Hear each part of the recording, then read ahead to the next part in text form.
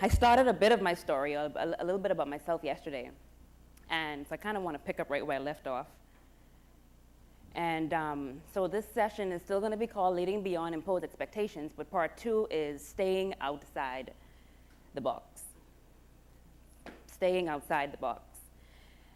So yesterday I ended with, now I just expect the unexpected. Because so much unexpected happened in the last 2-3 years that I had to learn to not only accept, but now I just expect. So I expect anything. I expect people to say, when everything happened, people say the craziest things when they don't know what to say. And I know together, when me and the family would get together, we'll sit down and say, yeah, so-and-so said this, when the accident happened.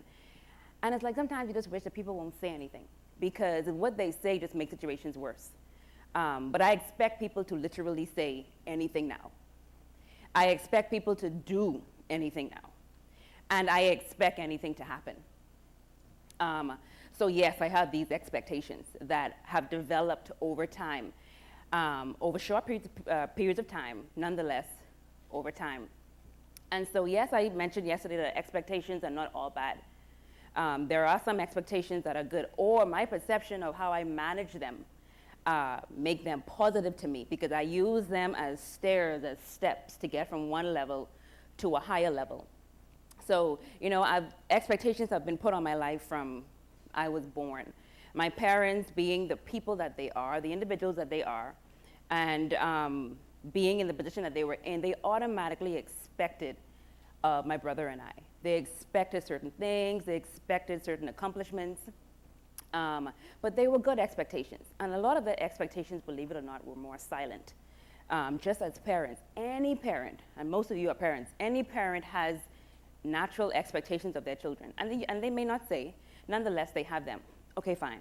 Their expectations weren't so much the bad ones, the annoying ones. It was expectations of everybody else.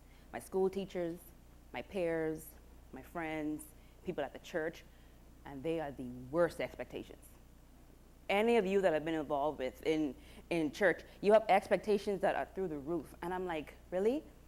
Why are you expecting this? And so again, I mentioned yesterday that the best thing for me to do is to learn how to manage them. And so there's always danger, there's expectations ahead. Then there's some expectations that tend to stunt growth if you're not careful. So the problem, expectations of my parents still haunt me. They're no longer here. But just the fact that I know what they would have expected of me, it haunts me to the core. But that haunting is not a haunting where I wish I can get away from it. It's a haunting that's kind of helping me to keep going and keep pushing. I don't want to fail. I don't want to be a failure. I don't want to fail the Munroe name. And so, God forbid I not continue living up to their expectations. Expectations of the outside world to succeed still pressurize me. I'm still pressured by people like yourselves to, I'm on this stage and a lot of you are expecting me to pretty much do my best. Yes? No, seriously. You expect me to do my best. My aunt is literally looking at me and I know that she's proud. And I know that she's expecting me, Talia, Renor, Charo to do our best. So if no one else in here matters, I have to make sure that when I'm done, she says, "It's a good job." That's an expectation. That makes me nervous, makes my top lip sweat. It's like I have to meet it. But nonetheless, that pressure, again, continues to push me. The expectation of failing motivates me. It's a fear that my brother and I talk about all the time, especially lately. No one wants to fail, and we've actually all talked about it, all the speakers. Nobody wants to fail, but we do anyway. The problem is people look at failure as being such a bad thing. It isn't. You have failures of different sizes, but nonetheless, we all fail. I fail. If failure is just a simple definition, as Ralph said yesterday, setting a goal and not meeting it, then we all fail. I always set a goal. My coach, where's Stacy? My gym coach, he sets goals every 3 months for us. He asks us, what do we want to do for the next 3 months? And so I said, okay, I want to be to a size, whatever. I give him that whatever size in 3 months. 3 months and a day came, and I'm still in the same size I was when I first started. So literally, I failed. And so now the next 3 months, he wants to know, what do you want to do? I said, well, I haven't accomplished the first goal to begin with. So he says, well, is the goal going to be the same? And I said, yes, I haven't moved. And so I feel like a failure, but I know that at some point I want and I must fulfill that goal and I must succeed at it. So I have to keep doing it, but then I have to figure out what wasn't I doing, or what did I not do, or what did I do that didn't make me get there, that it didn't allow me to accomplish that goal. So failure motivates me. Talia said something very important this morning when she said, when you make mistakes, it at least shows that you tried. And so, losing the war don't have to necessarily be a bad thing. Or it doesn't mean that you don't have a story. Really and truly you do. My story is going to be different from the person that won the war. But I'm going to be able to tell you as someone that lost that war what to do and what not to do.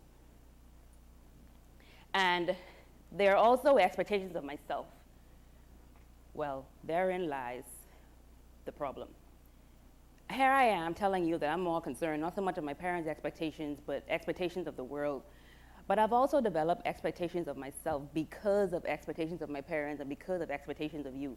And for the most part, those expectations have been so much higher. The bar has been set. And so a lot of the nervousness, a lot of the expectations that I've had over time and having to deal with them have been just the ones that are within. I'm 33 years old, and I'm not married. But I get that question all the time. You're not married? Why aren't you married? Because I haven't found anyone yet, and I'm not rushing it. Well, your parents have been married for so many years, and they got married at this age. Why aren't you? So you don't want... And I'm like, why does it matter? Who said that I had to be married at a certain age? And so when I first started to get that question years ago, it was irritating as all get out. Because I'm like, I don't want to be. If I wanted to be, or if I found someone, if the opportunity presented itself, it would happen. And then over time, now I just answer that question and kind of just, pretend to give a acceptable answer, and I just let it go. But why is it expected of me as a female, as a PK, and as someone that has it all together and so beautiful, why aren't you married? Well, that's part of the reason why I have it all together, and I'm so beautiful and able to maintain all of that, because I'm not. I don't have that distraction. I don't have that extra person to worry about. So I'm taking my time, doing what I want to do. And so when I explain all of that, then I get okay, I see. Now there's a mutual understanding. Now they leave me alone. But as long as I don't give that, they want to pressure me as to why aren't you? You need to, and it's like, no, I'm in no rush. Are you married? No. Well. Are you married? Yeah, but I'm not happy. Well. So myself have been part of the problem. So remember yesterday I said, we talked about me being in the gym, and the principles in the gym happen to be the same principles that we can use in reality. And expectations is like freedom. It's a burden.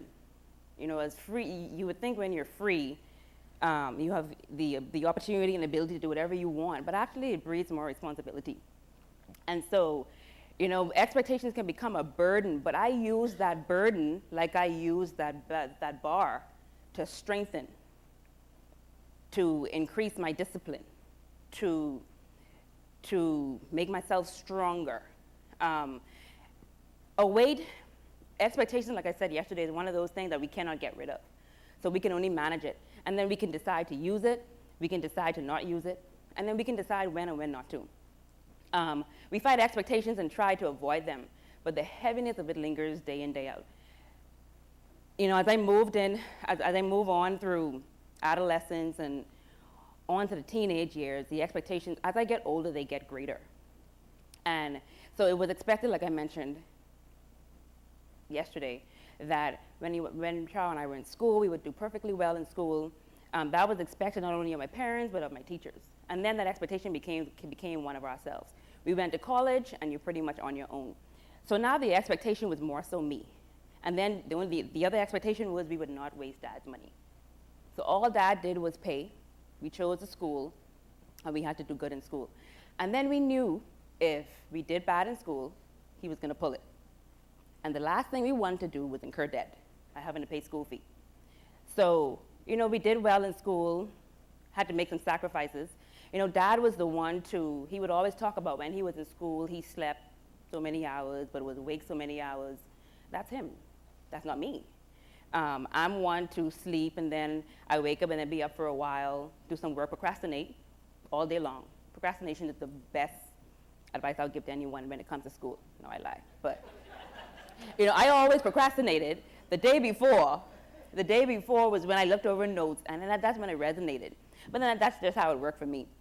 And he would say, of course, he would say differently. The other part of the problem that I've been having with expectations and that I've experienced over time is people tend to put you in a box. Expectations are like a box. And they squeeze you in this box and they expect you to look, to be, to act in the confinements and the restraints of that box. That became and continues to be a problem for me. And so I'm always trying to figure out, how am I gonna get out of that box? There has to be a way that I cannot let people box me in or continue to box me in. And they're gonna try, but that's okay. I can get out, and I can figure out a way to get out. So I asked some people to help me. And, I'm gonna go over a few expectations and show you what has been happening. Yes. So, I don't come from one of those stories where I grew up in a poor family, or I grew up where I was abused, or didn't have the finances available to me, couldn't go to school. All of my challenges, they were silent. They were those silent challenges that you wouldn't know unless I tell you. Growing up under the shadow of Miles Monroe, and knowing that you can't go to the club, or you can't go to a party, or you can't be seen drinking, or you can't date until you're a certain age, and if you are, you have to be sneaking. Those are silent challenges that you won't know unless I tell you. And so as far as you're concerned, my life is perfect. And so you already start to put me in a box. And now I'm stuck there. But this is not true. Even these challenges I can overcome. These challenges, they are exactly what they are. They're silent. But it doesn't make my story or make my life any less valuable than yours. It's just that I have to tell you. And so, I'm in these silent challenges. No one knows what's going on. You kind of don't want to expose it. You don't want to tell anyone because you're already embarrassed. It'll be one thing if you could see I came from poor and now I'm rich. I could deal with that. But now to tell you, there's some insecurities, or there's some expectations that were set before me that, I didn't really like, I had to make. So I had to figure out, okay, so how am I going to get out of this? And so I try whatever I can to get out of this box. And that's what I've been doing all my life, to get out of that. And not only to get out of it, but to stay out of that. And then now they tell me, one day you're going to fill your parents' shoes. Or they say you must fill your parents' shoes. Okay, so if I fill my parents' shoes, so this is another box they put me in. You must fill your parents' shoes. So who is to say my parents' shoes aren't going to be too big? They aren't going to be too small? Who is to say that what they have been doing to produce and maintain these shoes are not going to be outdated for now, what I'm going to do for the next century or for the next decade? You're telling me to fill my dad's shoes. Okay, my dad did what he did in his shoes, produced the footprints and footsteps he did in his shoes that got him to this point. Yes? He brought a whole generation with him. Yes? My dad was 60 when he passed. I can assure you the generation that he brought is 60 plus. That means they're outdated, they're going to eventually become irrelevant and then extinct. So now, if I'm concerned about the generation coming, it's the reality. But if I'm concerned about the generation coming up and the current way that technology is going and that the world is going, then I have to do things differently. So I can't wear the same shoes he's been wearing. I can't walk the same steps he's been walking. Yes, he has invented the wheel, and I'm going to use the principles, but I cannot afford, I cannot walk in his shoe. And so I've learned that principle. So it doesn't really matter what you think. So when people say, are you going to walk in your parents' shoes, or you need to fill your parents' shoes? No, I don't. No, I don't. Why can't I produce my own? Why can't Chao and I have a conference like this that has been totally different from the conference my dad has been having over 20 years? And it still succeed. They say, oh, well, it's smaller, you don't have the numbers. Who in the world said success was measured by number?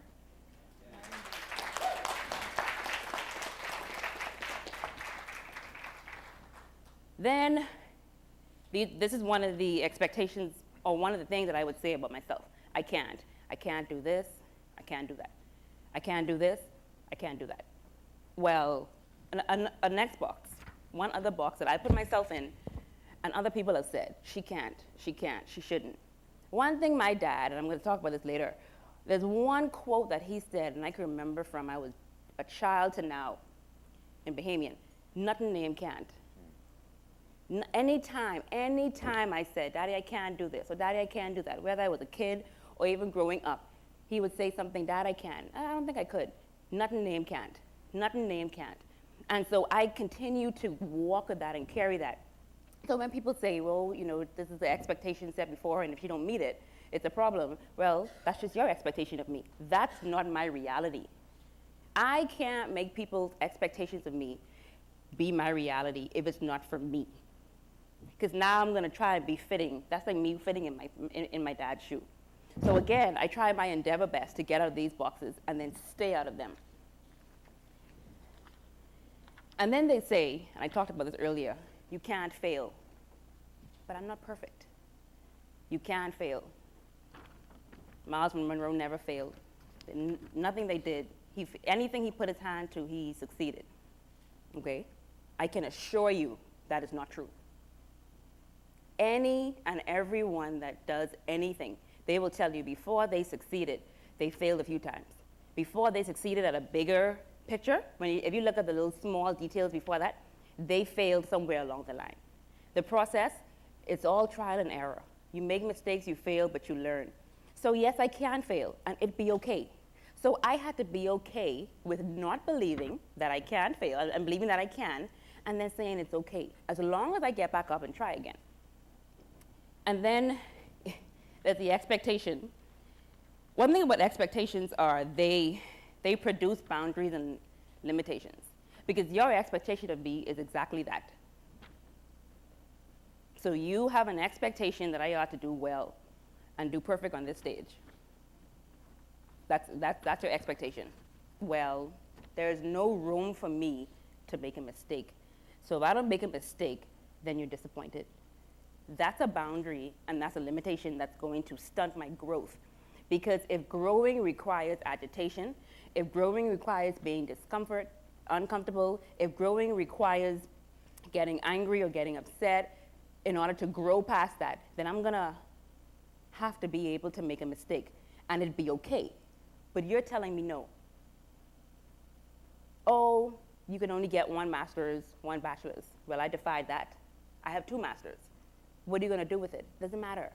I have the education that I need to do what I need to do.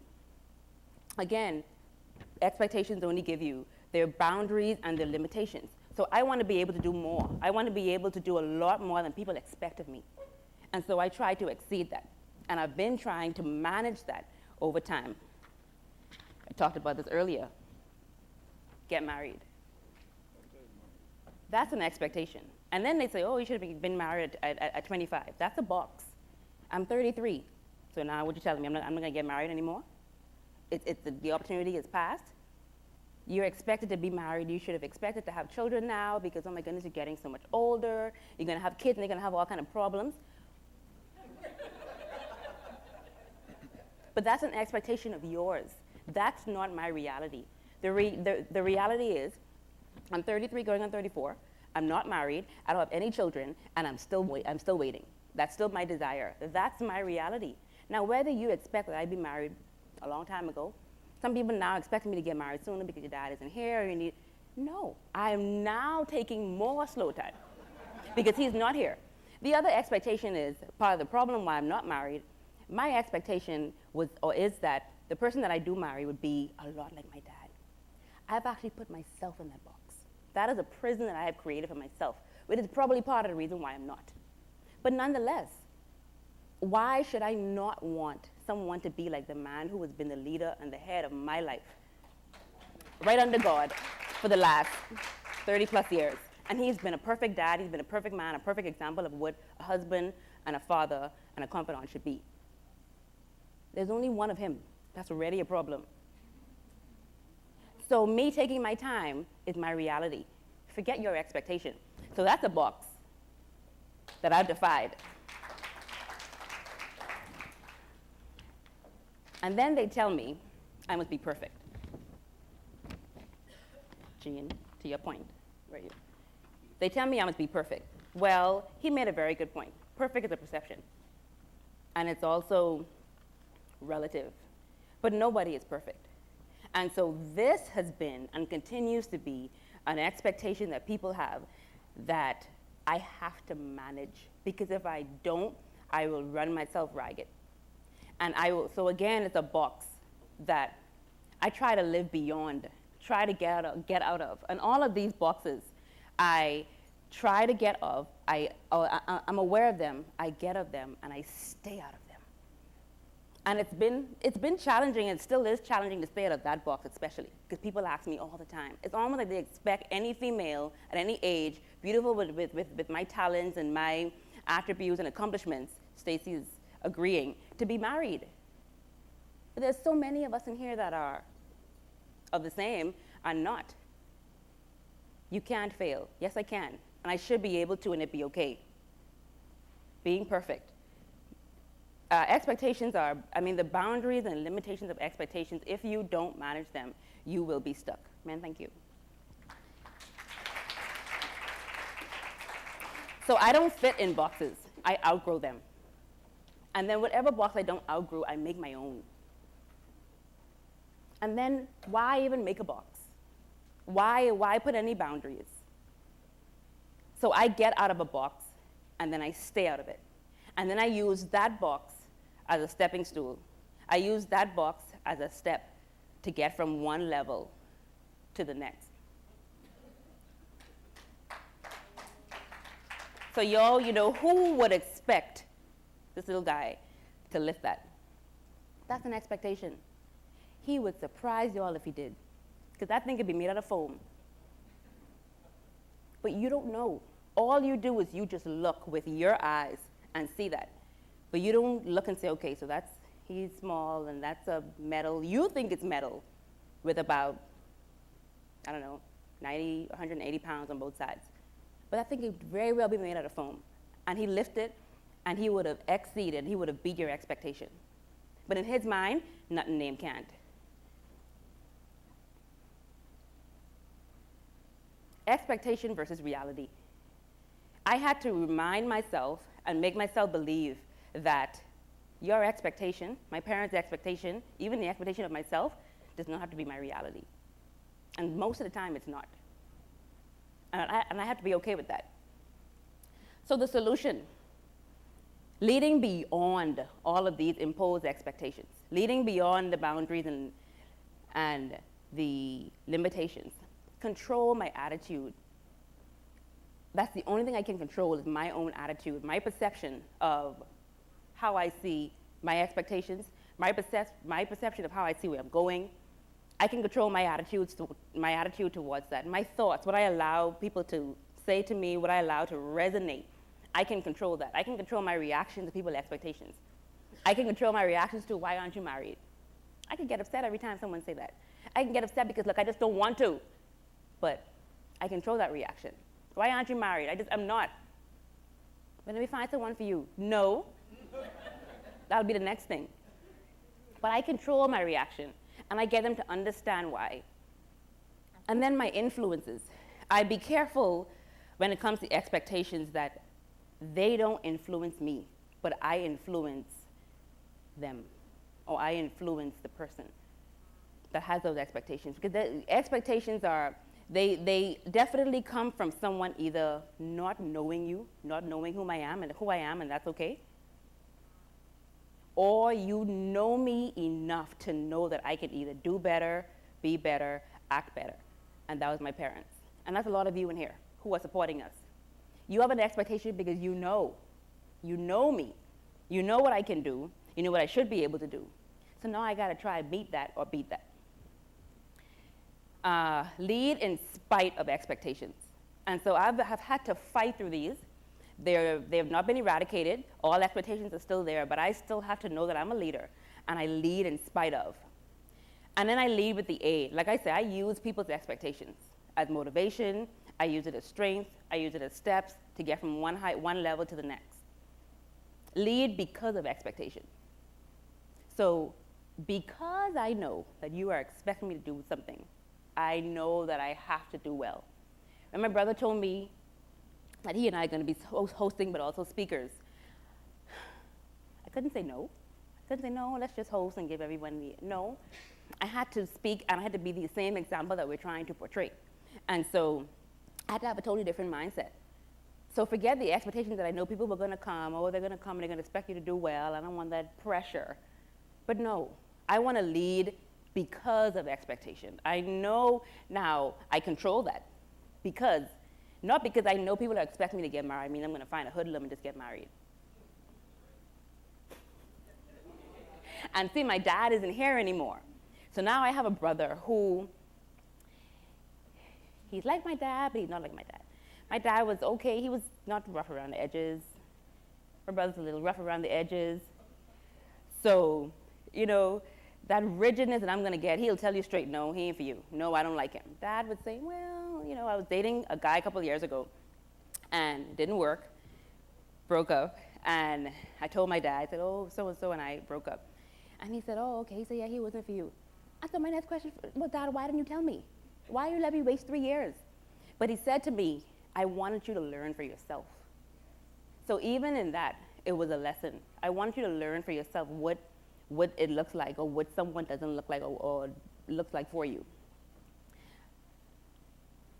Lead to produce your own expectation of you. And so now it has become my motive and my MO to let me produce your expectations of me. So I do that by the way I walk, the way I talk, the discussions that we have. I want any expectation you have, it's because I put it there. It's because I put a little nugget in your mind and said, okay, so she said she's going to do this. That's what she's going to do.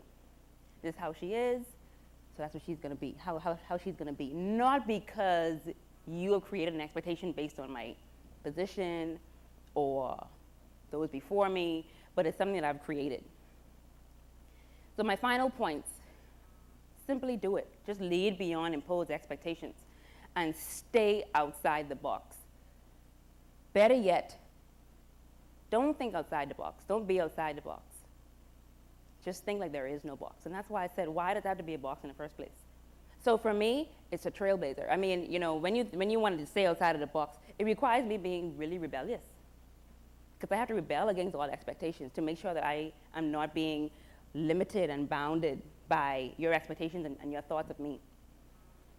So when I have a few pictures, and when I look at this is my David and Goliath. You know, if you remember the story, they originally put David in a box. They had put this heavy armor on him. It couldn't fit him. They tried, and they said, you know what, if you use this, you're going to beat him. David said, no, that's your expectation. How you know that no matter my size, I can strategize and I can think for myself and figure out how I'm going to beat this giant. So we can only imagine who would have won that. You know, my dad always says that when he was in school, he had a teacher, was a white teacher. That's just a picture, that's not the guy.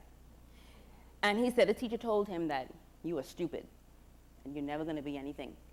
That's what the teacher told him, Miles Monroe. You are stupid and you're never going to be anything. Grew up in Baintown, which is a little juk side of town, Nassau. I mean, if you go through there now, it's the poor area. That's where he grew up on. Yet, he led beyond that, pushed beyond the expectations, and were brought before kings and queens. That's the king of Swaziland in Africa. And that's he and my mom. And that's the king presenting a gift to him. Yet, he's the same man that this teacher said, you're stupid. You're never going to be anything. I don't even need to say much. Who would have ever thought that a black man would have won the presidency in the US? But he defied all odds. He defied all expectations. And he won. Another story that we all are aware of, Samson and Delilah. Now, it was expected that Samson would always be strong, but yet again, he failed. He allowed women like Delilah, beautiful, cut his hair, which was a part of his strength. But nonetheless, it was expected that Samson would be strong. He brought down pillars, bare hands, killed a lion, bare hands. And that was expected that you would be strong. But yet he failed. But yet we still hear his story. Even in failing that war, we still know about him. And these two guys I love, because when you're watching this and they say Batman versus Superman, how can you even put Batman versus Superman? There's no such thing as Batman versus Superman. They're both good. So I'm watching this whole movie and I'm like, clearly there's no one going to win. They're going to end it to where there's just never going to be a winner, because there's no such thing as Batman versus Superman. To me, there's Batman and Superman. So that's how I look at life. There's just me and you. There's not me versus you. There's me and there's you. And that's the end of my story. Thank you.